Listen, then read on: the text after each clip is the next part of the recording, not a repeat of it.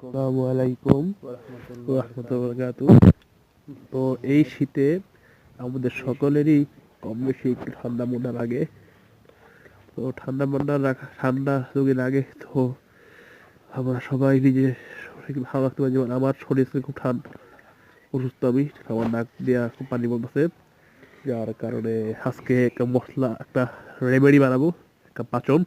এটার জন্য আমাদের একটা কাঁচামরিচ, তারপরে মশলা নিলাম গোলমরিচ, লং, এলাচি, দারচিনি, আদা, তারপরে নিলাম এই পুদিনা পাতা আর একটু তুলসী পাতা।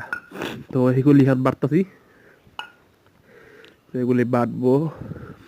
বাটার পরে এই যে চা বানাই চা ফেললাম। বানালাম, এই যে ওই পানি তুলসী গরম মরসি দিয়ে পানিছি, বানিয়েছি রেডি। পানি এই দিছি যে একটু এখন চিনি, ডালবো। চিনি দিছি, এবারে ঢালবো, ঢালতাছি গরম পানি, একদম গরম পানি। এই শীতে খুবই দরকার এই জিনিসটা। এই যে এখন বানায় ফেলছি,